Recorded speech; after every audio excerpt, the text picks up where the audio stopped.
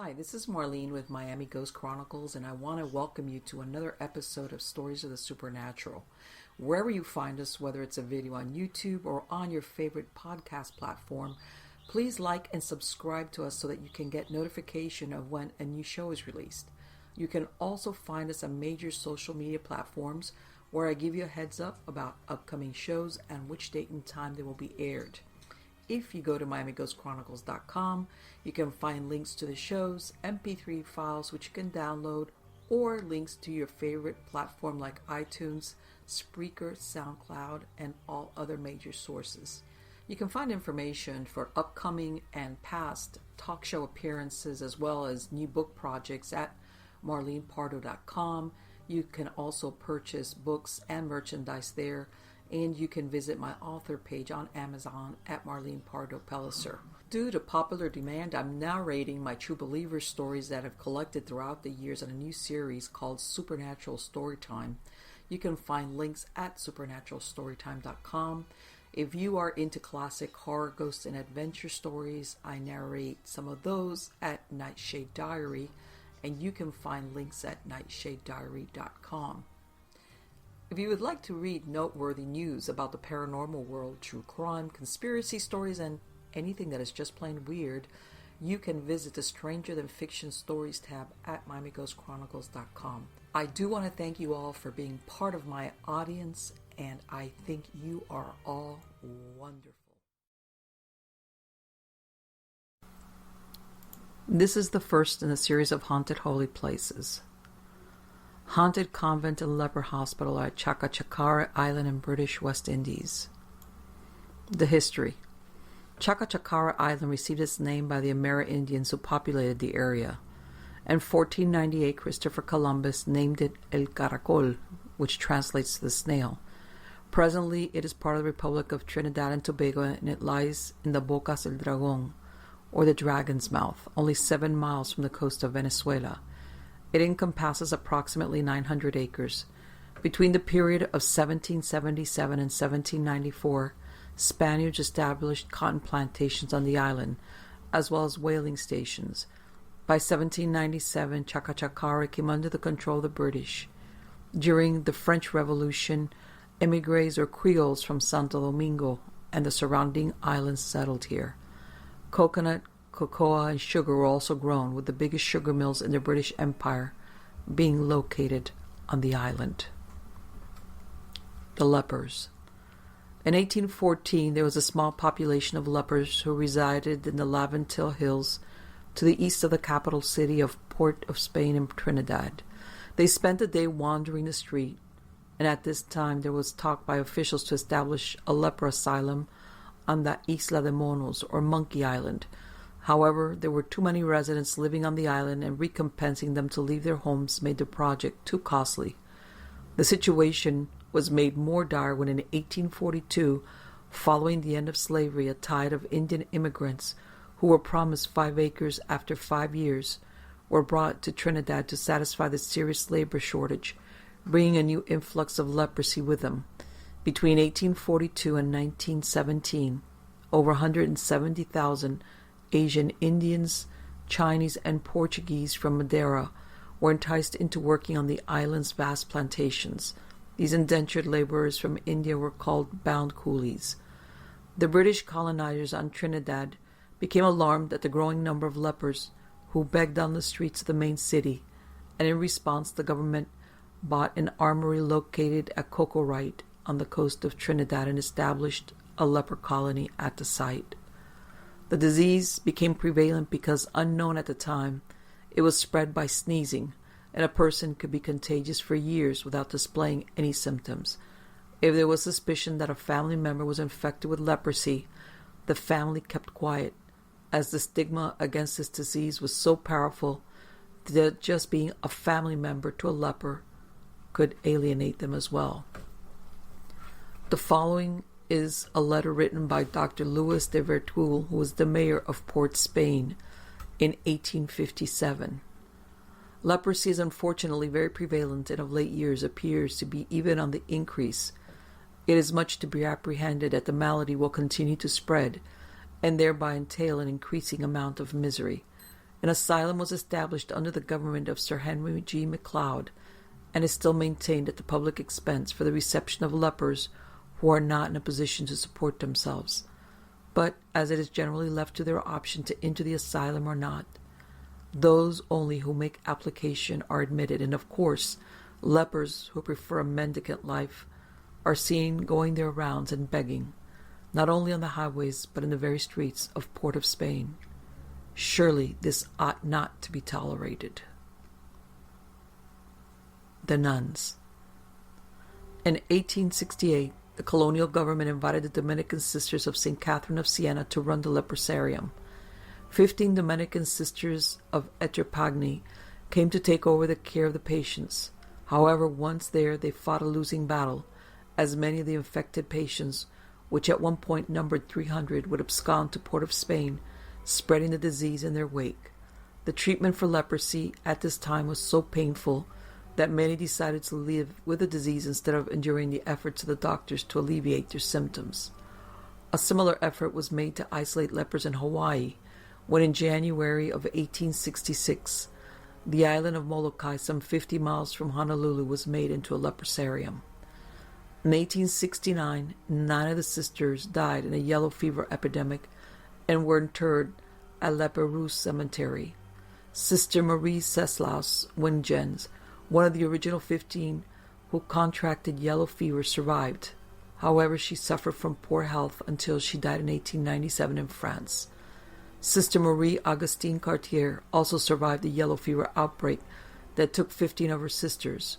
For the next 28 years, she devoted herself body and soul to the care of the lepers in Cocorite and died there in 1897.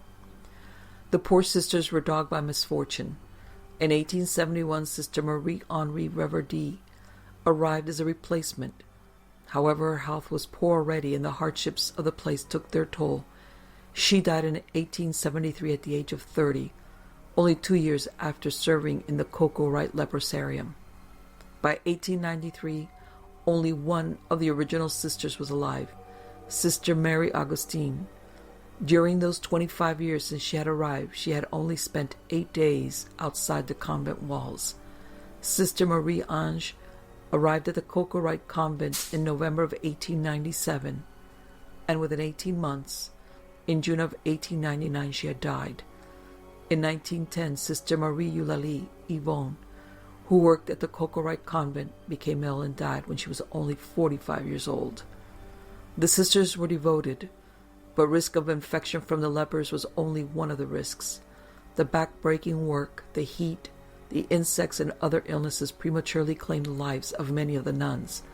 Many of them never returned to France or lived to an old age. Chacachacare Island. In 1915, an international conference determined that isolation of patients was the only way to stem the spread of leprosy.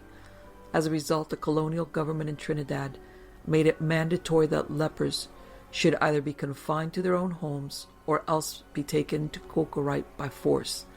This proved to be only a temporary solution, and the government felt that only relocation off of Trinidad was a viable option. What came to mind was the island of Chacachacare. During the 1800s, Trinidadians had established a health spa and retreat there. In 1870, a lighthouse was built, which was followed in 1887 by a stone pier and large house to be used as a sanatorium. In 1880, the Dominican order had built St. Catherine's Church, School, and Presbytery in a bay called La Chapelle. This was part of 80 acres donated to the Catholic Church in 1842. In 1920, using funds raised by an imposed tax on the citizenry, the government built a hospital, a common refectory, a bakery, kitchen, storerooms, and patients' cottages on Coco Bay for men and Sanders Bay for women. This construction was done in secret, and between 1922 to 1926, the patients were forcibly transferred there. Once the Cocorite buildings were empty, they were set on fire, believing that they were contaminated. The full story of the French Dominican nursing sisters who risked their lives looking after the lepers came to light only in 1993, when Marie-Therese Ritou, a member of the same order, became the archivist at their Holy Name Convent in Port of Spain. She found hidden away in an old storeroom cobweb boxes riddled with termites. Inside were the diaries of the sisters who served on Chacachacare, all written in French. Sister Marie-Therese had made English translation. It's a heart-rending story of sheer determination to keep fighting a disease for which there was no cure until after the turn of the century. The Hancian Settlement. In 1922, plans were made to transfer the first wave of lepers to Chacachacare. However, in order to avoid hysteria among the lepers and their families, the date of the first transfer to the island was kept secret. They chose the healthier ones to go first, as they could assist in completing the buildings on the island. An entry from the nun's diary in 1922 recalled the day the leper population at the Cocorite Hospital were rounded up at 6 a.m. and escorted by policemen to the pier, where they were taken to the island by a steamer. Food, water, medical supplies had to be brought in by boat, and the inhabitants of the island had to fight off mosquito-borne malaria as well as leprosy. There was no running water or electricity. The patients cared for themselves with the help of the sisters, who helped to administer painful intravenous injections. Once they could not care for themselves, they were taken to the hospital at Sunda Bay. This new leprosarium was known as the Hancian Settlement. Cursed. In 1926, on a hill overlooking Marine Bay, a new convent and chapel dedicated to Our Lady of the Rosary was built for the sisters. In a small cemetery adjacent to the convent, 10 sisters were buried, many of them within a short time of arriving at Chacachacare. The first was Prioress Mother Marie, who died only after 3 months on the island. 2 years later, 1928, Sister Joseph Agnes Ricom died at Chacachacare after short illness. She was 56 years old.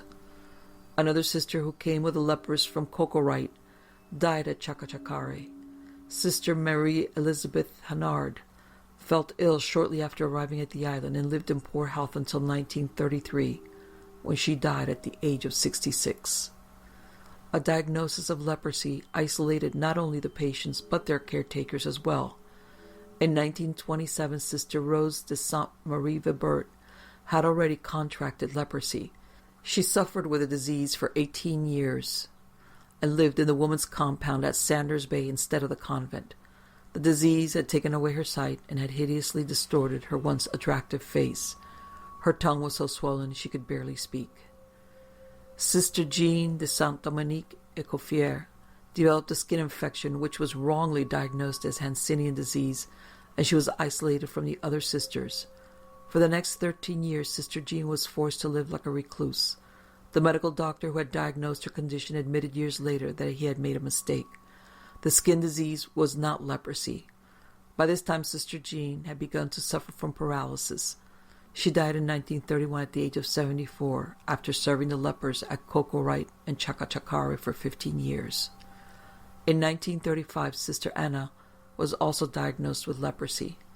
She moved from the convent to Sanders Bay, where she lived in a cottage. Her remains were interred at the Patients' Cemetery, and later a plaque was raised to her memory in the Sisters' Cemetery. Another nun had dropped dead from a heart attack after walking up the hill to the convent.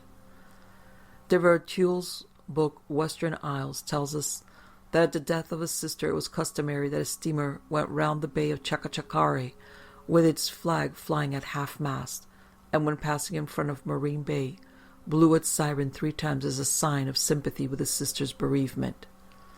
On July 17, 1928, a storm struck the island, and the roof of the convent was blown away, forcing the sisters to seek shelter among the patients. Instead of walking across the island, the sisters would take a launch from Marine Bay to the lepers' village, and this was destroyed during the storm as well.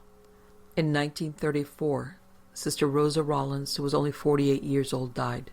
She had been working with the lepers since Cocorite and had transferred to the island to continue to care for them.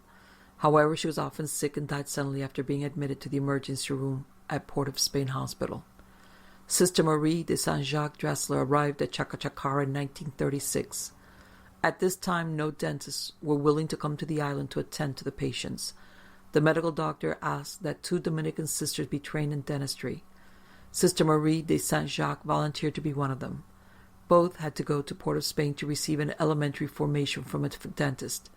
They were taught how to extract teeth and to make dentures. Sister Marie Dominique Merle cared for the lepers for 25 years and, like Sister St. Jacques Dressler, left in 1950. They both went to La Desirade Island close to Guadeloupe to continue their work of mercy at this other leprosarium. She died in Guadeloupe in 1991. Sister Dressler left La Desirade Island in 1970. Sister Christina Dillinger is one of the sisters that endured throughout the time the Dominican sisters worked with the leper colony. From Cocorite to Chacachacare, she worked with the patients until 1950. She was then assigned to the Holy Name Convent in Port of Spain, where she died in 1958. Winds of Change. The morgue and cemetery for the patients was on the other side of the island by Sanders Bay. At Russ Bay there was the doctor's house, and at Bloomer's Bay the nurse's quarter. The lepers on Chacachacare had many rules they had to follow. There was no such thing as visitation rights, since relatives were not allowed on the island, nor could the patients leave for extenuating circumstances such as bereavement. A strict watch was kept on the main jetty to ensure that no unauthorized contact from the mainland took place. Lepers were rationed to a half-gallon, or 8 pints of water for drinking only. All their clothes were washed in the settlement laundry. Patients weren't allowed to swim in the sea. They could bathe up to chest height. If caught in deeper water, they served 2 days in the gall on La Tinta Bay. The able-bodied were compelled to work for the princely sum of 25 cents a day. In 1936, the doctor reduced this wage to 12 cents, and the lepers went on strike, and 2 months later got back to original wages. Some patients cultivated gardens in the wet season. As war broke out in Europe, a radio station was set up at Coco Bay, where all the inhabitants of the island could hear the events taking place around the world, reducing some of their isolation. In 1942, 1,000 U.S. and Puerto Rican Marines were stationed on Chacachacare and built barracks on the island, erecting a barbed wire fence to keep themselves separate from the leper colony. They helped the sisters by constructing a cable tram from the jetty to the convent to enable the nuns to transport supplies more easily. During the years of World War II, it became more difficult to bring food to the island. Rigid rules preventing the lepers from fishing or growing their own food relaxed. Male and female patients who had lived in separate compounds on the opposite ends of the island took advantage of the lack of oversight from the government in Trinidad, and before long, births increased, but babies were taken away from their mother and sent to orphanages in Trinidad or placed with family members. The sisters were assisted in their medical duties by paid government nurses, who for twice the normal salary lived on the island in a 2-week on, 2-week off shift system. Understandably, the zeal of the paid nurses for the care of the lepers was not equal to that of the nuns. By 1945, new drugs were introduced which allowed leprosy to be successfully treated. However, the process was slow and painful, and at the end of the year the nuns chronicled the population on the island, which was a total of 338 patients, 237 males, 113 females, and 38 children. In 1946, electric generators were landed and installed with some difficulty, but they allowed patients a new form of recreation in the form of movies, which were screened weekly. Another change that occurred on the island was the establishment of a Hindu temple or mandir, which was opened in 1946 for the East Indian community. The beginning of the end. By 1950, specialist surgeons were visiting the island to perform reconstructive surgery on the faces of inmates whose features had been horribly disfigured by the disease, depriving them of noses, eyelids, and lips. It was not only the dwindling number of Dominican nuns, but the government, who in an effort to eradicate leprosy, insisted that the nuns who tended the leper settlement be nurses as well. To this end, Archbishop Ryan persuaded the Mother Superior of the Sisters of Mercy in Baltimore to send 6 nuns who were also registered nurses to work alongside the Dominican sisters. Between 1944 to 1950, the care of the leprosarium was transferred from the aging Dominican sisters who did not have enough replacements to the Sisters of Mercy. Initially, 4 Sisters of Mercy from St. Joseph's Hospital in Savannah began their mission as volunteers in the leper colony. In preparation for this assignment, they had each taken a 10-day course at the National Leprosarium at Carville, Louisiana. Awaiting the sisters' arrival at Chacachacare were 2 other Sisters of Mercy, already at the island. By 1950, there were 500 patients, and 4 additional nuns came to help those already working there. During this time, the Sisters of Mercy established a school for the children of the island. In January 1955, 399 lepers staged a revolt and wrested authority from the island establishment after a favorite administrator, Dr. Koros, was dismissed. He had been allowing some of the patients to visit the mainland against the protest of the governor. The sisters had to call the police. The reason why the Sisters of Mercy left is not clear. Maybe it was events like the leper revolt, the modernization of medical treatments, or experiencing the vicissitudes which the Dominican sisters had endured for so many years. They left in 1955. Only one of their members, Sister Mary Luigi, died and was buried at the nuns' cemetery in Chacachacare.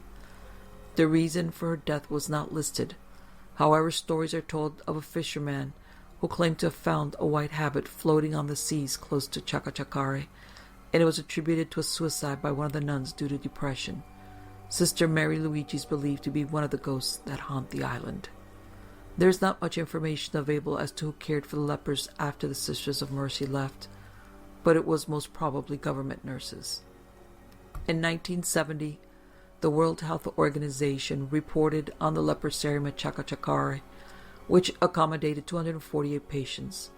Many of the patients had come voluntarily from the surrounding islands. However, most of the lepers stayed on the mainland and went to ambulatory clinics for treatment. The total number of patients at all the clinics was 1,167, and it was roughly estimated that about 600 additional unknown cases existed. The lack of available resources was a considerable handicap in case-finding work, case follow-up, and contact tracing. The resources that were lacking were, of course, manpower. There was a dichotomy in the way the lepers were treated. There were many citizens who decried when the lepers were forcibly sent to Chacachacare Island. However, there was still an overriding fear and stigma attached to working in any field coming in contact with a leper.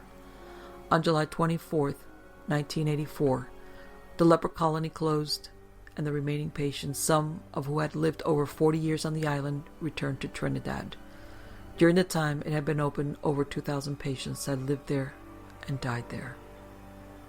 The ghost stories. Today, the Chacachacare Island leprosarium is slowly but surely being reclaimed by the jungle. The buildings are empty and vandalized, empty holes where windows and doors once stood. Patient records and other medical equipment lay strewn around the ground, left where they were last placed. The shell of the convent and chapel where the brave Dominican sisters lived still stands, and the little graveyard containing the remains of 9 of their order and 1 Sister of Mercy stand as a solemn reminder of the great price they paid for their unfailing devotion. Frames of hospital beds and operating tables rust in the old hospital, and the ancient house where the medical superintendents once lived at Rust Bay is now a derelict ruin. The patients' villages at Sanders and Cocoa Bay have vanished, succumbing to time and the weather.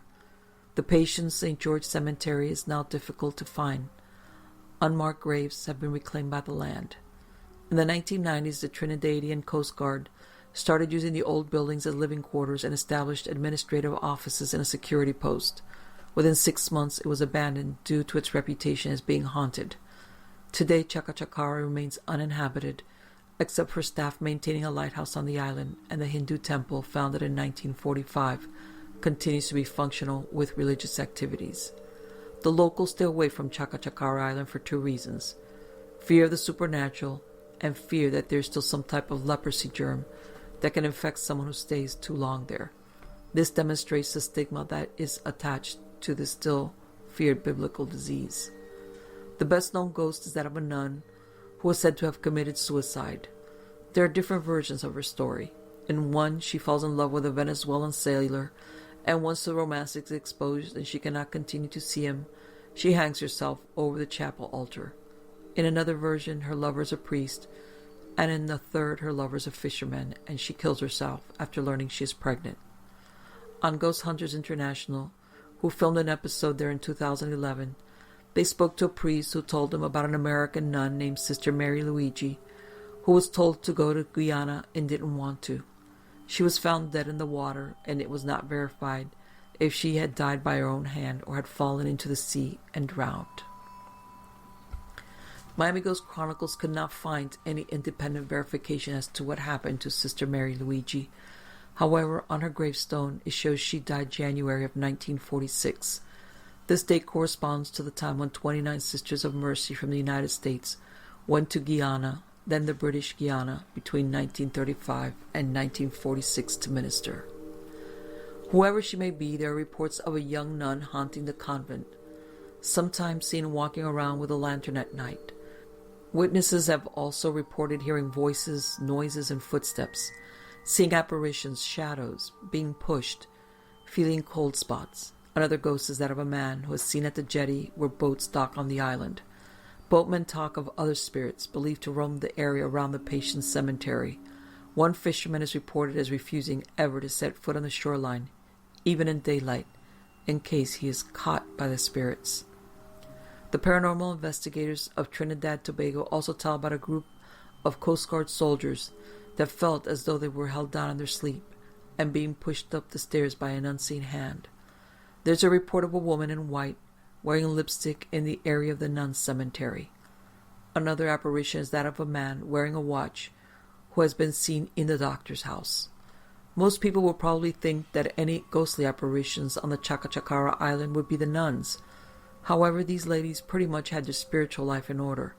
That one of them might have committed suicide and it was hushed up, or had some secret drama going on in her life that now holds her restless spirit trapped at the leprosarium is very possible. Remember, though, at least 2,000 people suffering from leprosy came to live and die on this island during the 60-some years it served as a leper settlement. Many had to leave their families behind. Others even had to give up their newborn children. There is little of any information given about those who received treatment here, much less about what went on among those that were trapped on this island. There are probably many sounds and conversations that are caused by residual energy, where so many lived year after year, regulated by rules, obligations, and vows they had taken. Were there any murders, suicides, passionate liaisons, and betrayals? Most probably there were, but living apart from the mainland, these incidents were easily hidden, and even now there is no record of the personal lives of those people who had been exiled and knew that a painful death sentence hung over their head. A ghost story. The Leper's Ghost. In the year 1896, a 13-year-old named Robert Thurston Hopkins was enduring his first term at Thetford Grammar School, near the market town of Brandon in Norfolk. Hopkins was a sensitive, intelligent, somewhat withdrawn lad who was having a rough time adjusting to his new environment. The cold, unromantic life of a country boarding school was far from his liking. He was lonely, bored, and dreadfully homesick. In short, he was in a perfect frame of mind to leave him vulnerable to a plunge into the weird. One night, Hopkins had an unusually vivid dream. He found himself in a large, isolated heathland. It was night, and a pale moon shone in a silvery light over the scene. In the distance, he saw what appeared to be a patch of mist moving erratically along the heath's trackways. He soon realized that the mist was really the form of a man that was running and leaping in his direction.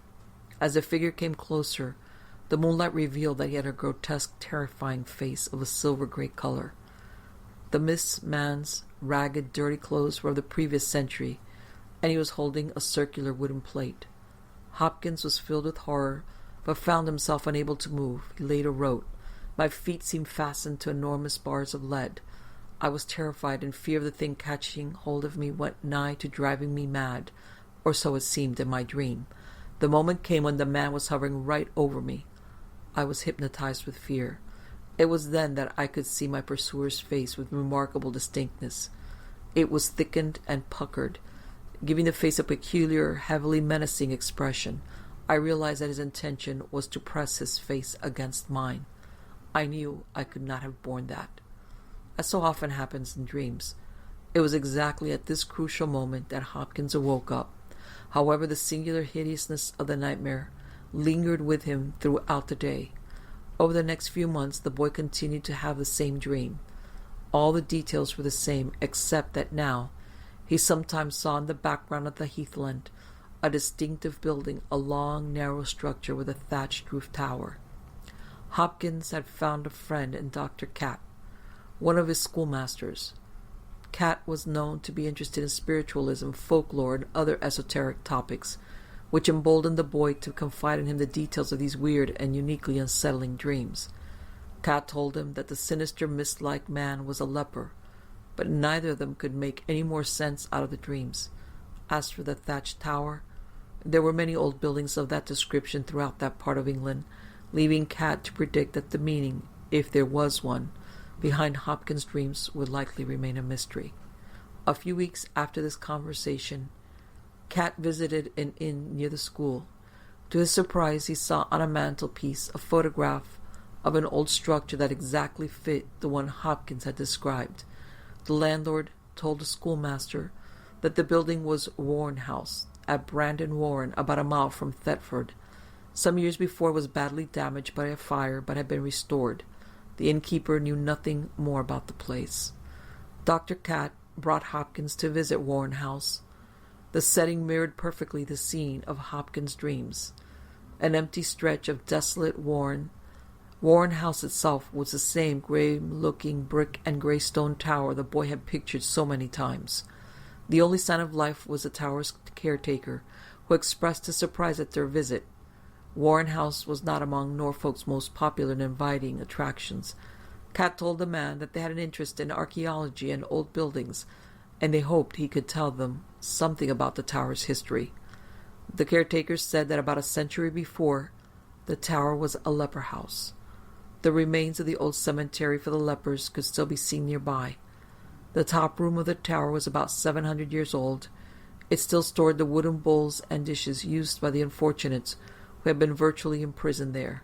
The caretaker added that he did not live in the tower because his wife was afraid of the place. She insisted that whenever she was inside the building, invisible eyes stared at her. The caretaker himself admitted that he tried to avoid the tower after dark. While he had never seen or heard anything extraordinary, it was a place that simply had an aura of evil. The caretaker permitted his guests to tour the building.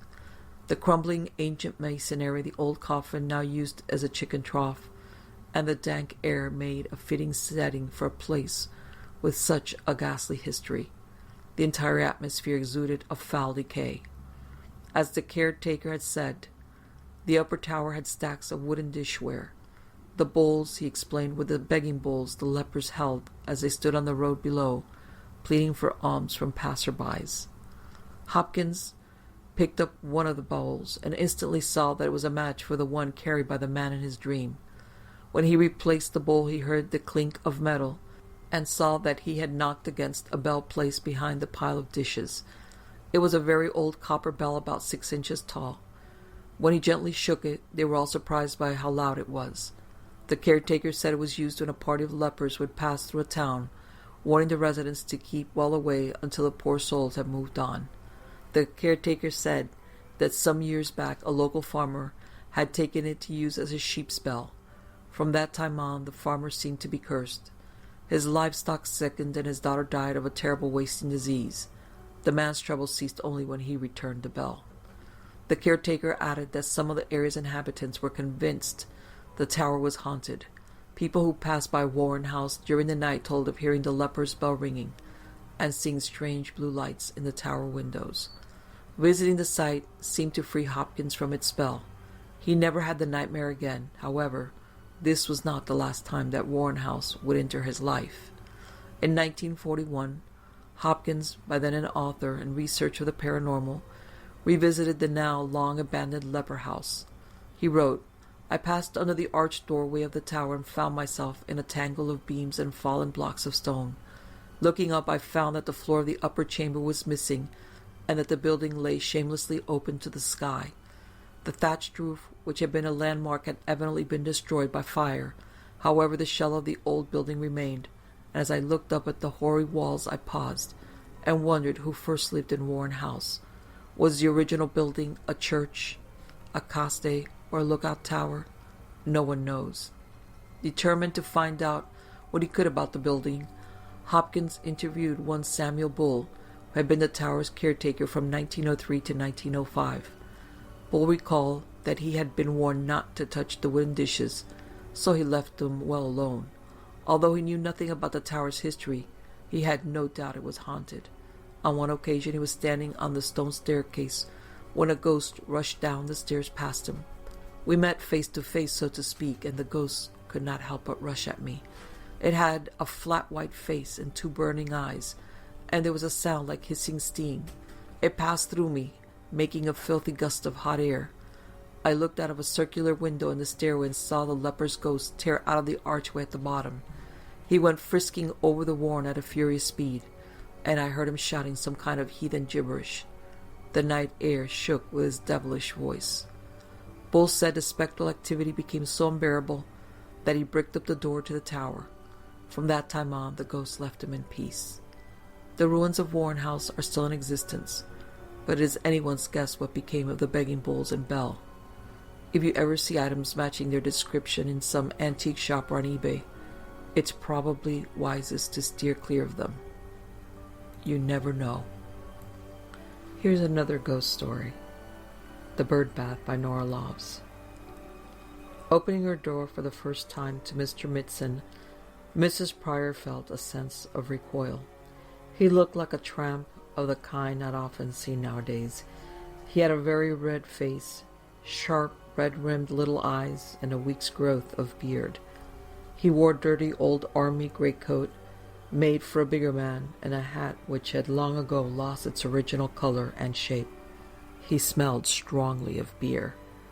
Nearby, however, actually in her tiny drive, stood a reassuring sight, a white pony, plump and shiny, and with the placid look of a well-treated animal.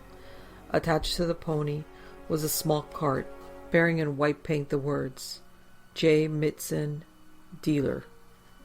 This morning J. Mitson was dealing in firewood. He touched his hat civilly and said, "Morning, lady. I seen you just moved in, and I happened on this." He indicated the wood. "Just right," I said to myself, "for the new lady. Dirt cheap, too. 3 bob a basket, or 15 bob the lot." She made her first mistake then, by failing to inquire about how many basketfuls the cart contained, and my not keeping an eye on him as he unloaded. Mr. Mitson was always careful not to undertake any exertion likely to cause strain, and he went from cart to shed several times with a basket half full. Mrs. Pryor found an apple for the pony, and when Mr. Mitson rattled away with rather more than 50% profit, he was satisfied that he had found a soft touch. Not the man to neglect an opportunity. He sold her, in quick order, a sack of mixed bulbs. Bit late for planting, he agreed, but they'll come up, given time. A length of chestnut fencing, which he reckoned would just fit the gap in her hedge, and it did, as though it had been measured. A bundle of rose bushes, none the worse for being without labels, all scented, which I know ladies like, and a copper cauldron. Minute I seen it, I thought of you, lady. Polished up a bit, couple of plants in it, look lovely in your hall. He was persuasive, but never wheedling. All his arguments had a backing of good sense. His approach was jaunty, take it or leave it. I'm doing you a favor. But there was a kind of inevitability about him. She felt that one day, sooner or later, he would talk her into buying something that she didn't need, something she couldn't afford or positively disliked. She felt that this day had arrived when he arrived with a load of turf, done up in outsized Swiss rolls. The people from whom she had bought the little house had 5 children, and all that remained of the lawn were a few dispirited tufts of coarse grass. "I knew you was the sort of lady that wanted a lawn," Mr. Mitson said. "So, the moment I seen this, I said to myself, that'll do her nicely." "Well, I don't know," Mrs. Pryor said doubtfully. "I had rather thought of having the lawn leveled and seeded. Be a couple of years before you had a lawn worth looking at, and grass. Seed is very expensive." The white pony, who also knew a soft touch when it met one, gently jingled its bridle. Mrs. Pryor fetched and presented the offering. "It's a question of laying it, Mr. Mitson," she said. "I don't think I could manage it." Mr. Mitson stroked his chin with its sweet growth of beard that never varied. "I see," he said. "Well, look here. I don't know, but I might find somebody who'd do it for you. If I can, it's a deal. If not, I'll take it along to the cemetery. They're always on the lookout for good turf." In a short time he was back with 2 men, one old, one very young, who were prepared to lay her lawn. To them she happened to say that she wished the lawn to end about 6 feet from the back of the house, as she hoped one day to have a tiny paved terrace. Halfway through the following week Mr. Mitson arrived with a load of broken paving stones. The same 2 men came and made her little terrace. On the whole, she reflected, as she looked around, Mr. Mitson had served her well. She had a supply of firewood, the fencing, a lawn, an area of paving, and, in her hall, the copper pot, though larger than the space warranted, glowed brightly and looked well. Out of sight, the bulbs and the rose bushes were, she hoped, getting ready to flower. So why, she wondered, should she always feel a slight apprehension and ask herself, what now, when she heard the white pony's hoofs? She did not hear them in the first 10 days of January. Those who knew Mr. Mitson's habits could have told her that he ceased general dealings and most other activities when the thermometer fell below 37 degrees Fahrenheit.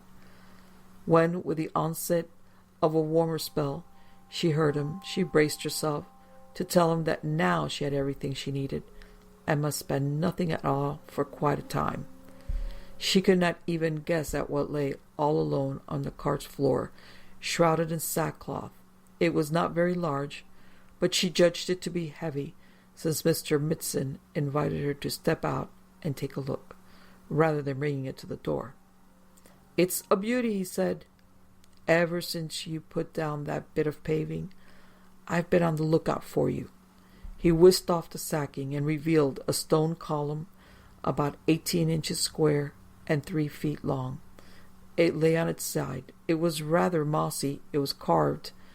She was rather relieved to see its apparent uselessness. It enabled her to say quite firmly, "It is interesting, Mr. Mitson, but I don't want it. It would be of no earthly use to me." He was taken aback at this.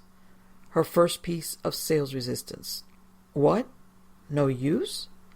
I thought all ladies liked a nice little bird bath." Mrs. Pryor said, "Oh, a bird bath? What did you reckon? I don't know about you, but I think that looked just a job on your bit of paving. Uncommon, too." She now had time to see that where the column ended in a solid plinth, there was a worn hollow about 8 inches across and 4 deep. The thing had not, she felt most certain, been intended to benefit birds, but it would make an admirable and most unusual bird bath. "You go and try to buy me, Mr. Mitson, and charge you the earth and less concrete. This is stone, and only £3.10. "I will have it," she said, "and then, Mr. Mitson, I really must stop buying things, however nice or cheap. I intended to spread the expense of making the garden over a year." "You'd have spent a lot more in the end." He stepped out onto the road and, placing 2 fingers in his mouth, blew a piercing whistle.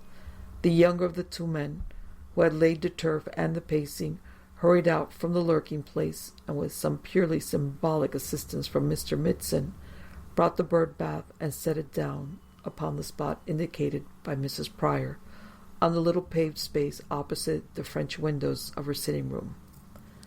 "Settled down a treat," Mr. Mitson said, taking the money. By the time Mrs. Pryor had discovered that, though milder than recent days, this was not really a warm morning, and that she had already been unwise to leave the house without a coat, she was shivering quite violently. She also had a feeling of anxiety, concerned with being alone with a bad chill or even influenza. She had as yet made no contact in the small town, except with those who supplied her needs, and Mr. Mitson. She had indeed only one real friend in the whole of England. She had herself been born and had spent much of her life in Africa, and had chosen the area because Simon, her late husband, had remembered it with sentimental affection, having spent holidays there with an aunt long since dead. Widowed, she had come to England, hoped to find a cheap house in Simon's beloved East Anglia, and had done so. Until this moment, she had not been conscious of loneliness, except in the sense that without Simon, she would always be lonely. Now, shivering and feeling vaguely ill, she realized the state of her isolation. She did not even know the name of a doctor. She thought with a terrible pang, I could be ill. I could die and nobody would notice, except the milkman. However, once indoors again, and fortified by a cup of tea, the feeling of malaise and of fear wore off. It was simply the cold, to which she was unaccustomed.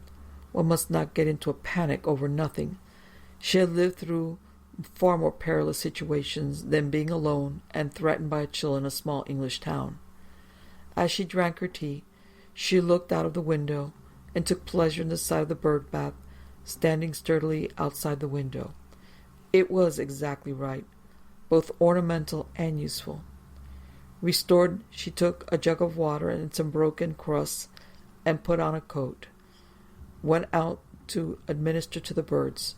She poured the water into the hollow, sheared the crust round the rim, and almost immediately was again aware that she felt ill and was absolutely alone. In her mind, a curious phrase took shape: sick unto death and abandoned by all. She had decided against having a telephone for the time being. In her friendless state, it seemed an unwarranted extravagance. If, as she hoped, she made friends, and if, again, as she hoped, she found some job within her rather limited capacity, there would be time enough to think about installing a telephone. Now she saw it not as a luxury, but as an absolute necessity. She went indoors and wrote the letters of applications, and on her way to post it, she stopped at a little general shop and asked the woman who usually served her to tell her the name and address of a doctor. The woman provided the information and said, "Feeling poorly?" Mrs. Pryor was so overcome over this small amount of personal interest that she almost broke into tears. Before she could reply, the woman said, "There's a lot of flu about," and she seemed to draw away a little as though anxious not to be infected. Towards the end of the stay in Africa, Mrs. Pryor had become accustomed to slights, both open and covert, but nothing had hurt her so deeply as this hardly perceptible recoil. Such easily wounded susceptibility she took to be another symptom of an impending cold. She went home, made up the fire, and drew the curtains, and decided that the best thing she could do to take her mind off her misery was to write a few letters. A married couple, close friends who had lately been in the same situation as herself, had opted for South Africa, thinking the English climate too severe. She wrote to them, faintly astonished to find that she was writing gaily about how cozy her tiny house was, about the compensations on the English winter, about the bulbs and the rose trees she had planted, and how much she looked forward to the spring. She wrote in the same vein to two other friends who, having little choice, had decided to stick it out in Tallahassee. And she wrote to one friend in England, hard-headed, foresighted Ethel Bradford, who years ago had gone to Oxford, taken her degree, got a job as a teacher, and never looked back. She found that with Ethel her tone changed slightly. Moods were a bit like hats. You wore one for one occasion, another for another, and she had no need to pretend to Ethel, who had said, when they met at London, "You'll be very lonely, Kathy." To Ethel, she could admit that she was lonely. And yet, the other letter was not false or intended to convey the wrong impression. It was just... She halted her pen and worked the thought out. The friends who had stayed in Tallahassee and the friends who had gone to South Africa had enough troubles of their own. They needed cheerful letters. Ethel's response to her admission of loneliness would be a healthy, if faintly smug reflection. I was right. Her feeling of isolation and impending illness waned. As she wrote, but as a precaution she took aspirin and a hot blackcurrant drink upon retiring. When she woke, she felt perfectly well. Ethel's response to her letter was unexpected. A telegram. If agreeable, proposed visit, Friday to Monday, arrive 11:30 a.m. The idea of having company for a long weekend was exhilarating in the extreme. She laid in a modest stock of special fare and brought a second hot water bottle. From time to time she felt unwell, but the expected cold never developed, and she hoped that it would not do so during the visit and thus ruin it. Ethel brought her brisk, kindly, slightly astringent headmistress manner with her. Nobody is likely to knock on your door, Kathy, and ask if you are lonely. You must join something. The Townsmen's Guild, the Business and Professional Women's Club. They accept housewives nowadays. In a town even as small as this, there must be some cultural activities. An art society or something to do with music? Ethel would have been a member of 5 groups within a month, and president within a year. I know, Mrs. Pryor said meekly. I thought I'd leave it until I was settled in. She was of a very retiring disposition and rather dreaded the business. Also, she was not quite certain how one set about joining things. The local librarian is in a position to be helpful, Ethel said. Librarians are mines of information. After an interval, Ethel tackled the problem of finding some useful and remunerative employment for her friend. I've given the matter some thought, she said. You're absolutely unqualified. That's the trouble. But that is easily remedied nowadays. Naturally, I thought of teaching, in an understaffed profession, and I'm practically certain you'd find something if you wrote to the Director of Education and said you were willing to take an unqualified post. For you, I thought, domestic science, and would take a crash course in the holidays. Am I not a little old to start training? Good gracious, no. As a college of further education in which I was interested, 50% of the students are over 30.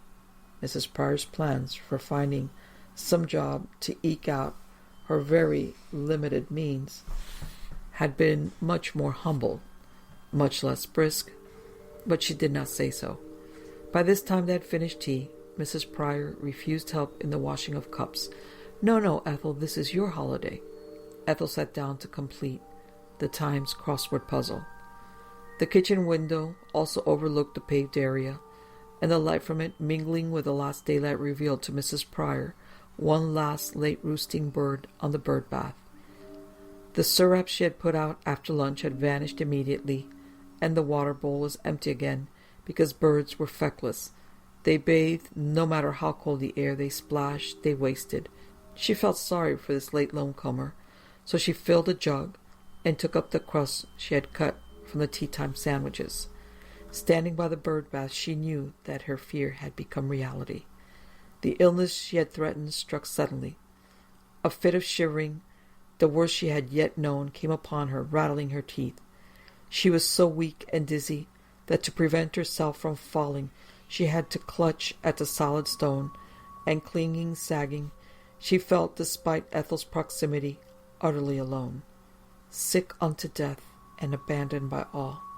Ethel, she knew, would desert her, recoil as the woman in the shop had done at the latest hint of infection. Ethel had, on Tuesday, a very important conference to attend. Ethel could not afford to take chances with her health, and why should she? Nevertheless, feeling her fingers weak and knowing that she was about to fall, she cried, Ethel, help me! Inside the sitting room, the curtain slid back, the French window opened, and Ethel came out hastily. Kathy, what is... Strong arms held her, heaved her, brought her into the sitting room, put her in a chair, and pushed her head down onto her knees. Ethel's reliable, unruffled voice said, You're all right. Concentrate on taking some deep breaths. There. Better now? Better, Mrs. Pryor said, raising her head. That is, The puzzling thing, that was just the worst yet, but I've had little spells before. I just feel terribly ill, deserted by God and man, and then I'm all right. Have you consulted a doctor? Ethel asked. No, it has only happened lately. I just feel as ill as it's possible for a second or two, and then, to be honest, I quite forget about it. You must see a doctor tomorrow. He was a young man with a hurried manner, but he took the time over her, giving her much the same examination as he would have done had he been examining her for an insurance company. Heart, lungs, blood pressure, reflexes. He said that as far as he could tell, by such a cursory examination, she seemed in good health. He said that if the attacks continued, they must go into the matter more thoroughly. They went to have coffee at a cafe, which Mrs. Pryor had visited once and could assure Ethel was a nice place. There was a vacant table for which Mrs. Pryor would have made, but Ethel said, "Wait." She ran an unerring eye over the occupied tables, those that were set for 4 and occupied by 2, chose her query, and moved in. Within 2 minutes' conversation was general and animated. Presently she mentioned her own name, adding that she was just a visitor. She mentioned Mrs. Pryor's name. She has come to live here because of a family tie. This led to explanations, and one of the women said, "I never knew Miss Pryor, but my mother was very fond of her. In fact, she left my mother a work table and a set of prints. I have them now. You must come and see them, Mrs. Pryor." "You see," Ethel said afterwards meaningfully, "you would have gone to the empty table and spoken to no one. Now you have an invitation to tea next Thursday, and that should lead on." "You're wonderful, Ethel. I always thought so." It was true. She had always admired Ethel, who had been outstanding even in school, perfect, then head girl. They drifted into reminiscent talk about the school days they had shared, brushing away the faint nostalgia, laughing almost girlishly over remembered pranks, the eccentricities of those who had taught them. Ethel helped with the clearing up after lunch, and she carried the meal's debris out to the object, which was both bird bath and bird table. Coming back with the emptied plate in her hand, she said, "You know, Kathy, a thought just struck me. We laugh even now about Miss Patterson's hair coming down in that hockey match. I suppose some of my girls find me equally comic in a quarter of a century from now. Really, what a sobering thought." Mrs. Pryor said, "Ethel, what a thought for you, of all people. Miss Patterson, with her hair up or down, was comic. Claiming descent from King Arthur and all that nonsense." On this afternoon, Ethel volunteered to make tea. "I've never had time to become fully domesticated," she said, "but at least I can make a cup of tea." She looked at Mrs. Pryor, who was mixing the stuffing for the next day's roast chicken, and said, "You should have a kitchen stool, you know. Many jobs can be done just as well sitting down." "Oh, I'm all right," Mrs. Pryor said, mixing vigorously. "As a matter of fact, as far as I can remember, I've never had a silly turn because of any exertion." A chance not to be missed by Miss Bradford. She said, "Kathy, you know, I have been wondering, and what you have just said confirms my thoughts.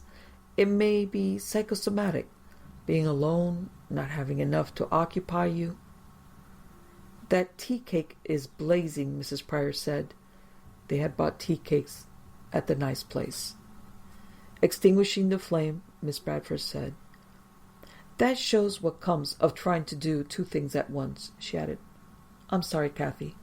I'm afraid it's ruined." "It will do for the birds," Mrs. Pryor said. Following her habit of never deferring to the next moment the thing to be done in this, Miss Bradford crumbled the ruined tea cake and took it out. She did not return immediately. The kettle boiled. Mrs. Pryor abandoned the stuffing and made the tea. It took only a second or two, but in carrying the pot to the kettle, she came level with the window and saw Ethel standing by the bird bath, halted in the gesture of brushing black crumbs from her fingers. And it struck her suddenly that Ethel looked old. That had not been her impression when they met in London or yesterday, but now, well, there it was. Ethel looked old, far older than her age, which was a year and a half more than Mrs. Pryor's. And the strange thing was that, coming back into the kitchen, Ethel having said, "So, after all you had to make the tea, dear me, I seem not to have made a very good job of it." She also said, "Kathy, I was just looking round and thinking that when the time comes for me to retire, I should like a little place like this. Nobody can work forever. I seldom look ahead in that particular way, but the thought did strike me. Try as one may to keep up with new ideas, there is a limit. Even the most successful career must end." She spoke rather like a child suddenly confronted with the fact that 2 and 2 make 4. "Life itself must end," said Mrs. Pryor, who faced this fact with a somewhat similar surprise when her husband died. Ethel said, "That is true," then added, "That is a morbid way of thinking. If one thought about the final end of all human effort, no effort would be made, and then where should we be?" They drank their tea, ate the unburned tea cakes, and were soon deeply engaged with the puzzles, the testing of wits of general knowledge, which is a thoughtfully considerate paper had provided for readers in need of some diversion over the weekend. Next day, the birds of Mrs. Pryor's garden ate well and washed vigorously in the bowl, 3 times replenished. Once scraping the rather sticky remains of the chocolate pudding on the flat surface that ringed the bowl, Mrs. Pryor again felt unwell. But this time, instead of remaining out in the cold and clutching at the chilly stone, she staggered back into the kitchen and leaned on the draining board until she recovered, which she soon did. She said nothing to Ethel, for she had already conducted some searching inquiries as to what Kathy ate when she was alone. The mysterious spells, if not entirely imaginary, might be due to lack of calories or vitamins. Mrs. Pryor loved and deeply admired Ethel, but she could at times be rather overwhelming. Monday was clear and bright, though cool. Mrs. Pryor was busy converting what remained of the chicken into a toothsome dish, but Ethel was at a loss what to do. Presently she said, "From what I can see of that bird bath, Kathy, it is rather finely carved. Would you mind if I removed the moss and took a closer look?" "I should be glad. I've been meaning to do it myself." She gave Ethel a short, sturdy vegetable knife, pointed in a way that facilitated the removal of ice from potatoes. Now and again, as she made the pastry and the sauce for the chicken vol au vent, she glanced out to see how Ethel was getting on. As usual, well. The green moss fell away, like the rind of a fruit. The point of the knife, pecking away, cleared the soil-filled interstices. Moment by moment, more of the carving became visible. Mrs. Pryor turned away and stooped to light her oven. When next she looked out from the kitchen window, Ethel, the job finished, had gone. Upstairs, Mrs. Pryor imagined, to wash her hands. The oven heated, Mrs. Pryor placed the vol au vent cases in the correct position and adjusted the regulator. Then she went to the bottom of the stairs and called, "Ethel, sherry time." There was no answer. In fact, the silence hung heavy, almost as though she were alone in the house. Then, close behind her, the front door opened, letting in a flow of cold air, and slammed. And there was Ethel. "I just ran out to make a telephone call," she said. "I changed my mind about something rather important." "Come and have some sherry," Mrs. Pryor said. They were both just old enough to adhere to the now discredited custom of saying something, even if it were only cheerio, before drinking. Ethel said, "Happy days, Kathy," and Mrs. Pryor said, "Happy days, Ethel, and a nice conference." "I'm not going. That was why I had to telephone in such a hurry. I had to let Mr. Fielding know." She drank her sherry and allowed her glass to be refilled. Then she said, "Kathy, do you know what your bird bath is?" "You mean what it was originally?" "No. I somehow never thought that it was intended for birds." "What is it, Ethel?" I can't be sure, of course, not being an expert, but I should say that it was the lower half of a marker or boundary cross. The carving is definitely of a religious nature. Such crosses were common at one time. Some vanished at the Reformation, others in Cromwellian times. The crosses were relatively fragile, the plinths heavy, so they were left in place and even served a certain purpose, either as a place where charitably minded people could leave food for lepers. "Oh no," Mrs. Pryor exclaimed in the way people do when accepting a hard truth. "I'm sorry, Kathy," Ethel said, remembering after all those years how Kathy could never bear the sight of a bruise or a hacked shin after a hockey game. "But you must admit it is interesting and most unusual to find such a relic in a private garden." Sick unto death and abandoned by all. Mrs. Pryor remembered the odd phrase and the feeling of being ill all over, of facing death in complete isolation. She had felt it first by the bird bath, and now that she came to think about it, each subsequent time, there and only there, she had known just for a few seconds, through something more subtle than imagination, what it meant to be stricken, doomed, and outcast. The misery had impregnated the stone, and the stone had given it back. She sat silent and stunned, concentrating upon preserving her composure, lest Ethel should guess. Ethel would think she was mad. Ethel said, nodding towards the bird bath, where Blackbird was wasting water, "Doing that little job cleared my mind. The carving, you really must look at it, Kathy. It's so exquisite, so detailed.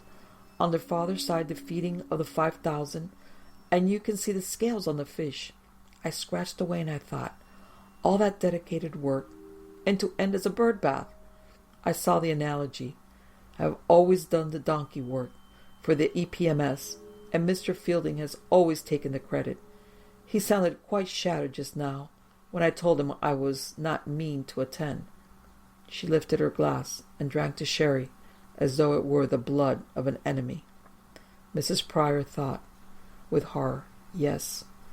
With me, physical weakness and feeling lonely, my vulnerable point with her, a different approach, a leeching away of confidence and ambition, because some of those who came in the night, walking on maimed feet, groping with maimed hands, ambitious ones, careers cut suddenly short, she said, completely reversing their roles. "Ethel, I think you were hasty. I'm afraid you will regret such an impulsive action. I know, from your letters, what she would have liked to give the organization its full pompous name, but she could only remember educational projects. What EPMS means to you. I'm so afraid that just because you remove that moss—" She checked herself. "Really, Kathy," Miss Bradford said, "the moss had nothing to do with it. The carving, yes, that had a catalytic effect up to a point, but I was not hasty or impulsive. I had been mediating drastic action for a long time. Mr. Fielding knows what to do if he wishes assistance from me in future." Mr. Fielding knew, and he acted. The telegram arrived soon after lunch. "Exactly what I expected," Ethel said, looking pleased. "You will be going, after all?" "Yes, and I shall take the chair. Mr. Fielding has developed a sudden cold." "In his feet," Ethel said incisively. She spent the rest of her visit exhorting Kathy, a sermon with many headings. She was to eat at least one full meal a day, return to the doctor if the little turns persisted, make the most of her invitation to tea, cultivating the friendship of her hostess and anyone else who might be there. She was to get in touch with the educational committee. To this, Mrs. Pryor added another thing to be done. She must get Mr. Mitson to remove that haunted stone. She would pay him to whistle up his accomplice and take it away. Well into February she waited, eager now to hear the rattle of the white pony's hoofs. It did not come. Mr. Mitson had done a little general dealing in copper wire, the property of the electricity board, and in view of his many previous convictions, The magistrates had, as they said, no alternative. What scraps she now had to offer the birds, Mrs. Pryor placed on the kitchen windowsill. Rain, and sometimes snow, replenished the little hollow. Very gradually, but with patient persistence, the moss reformed over the carvings.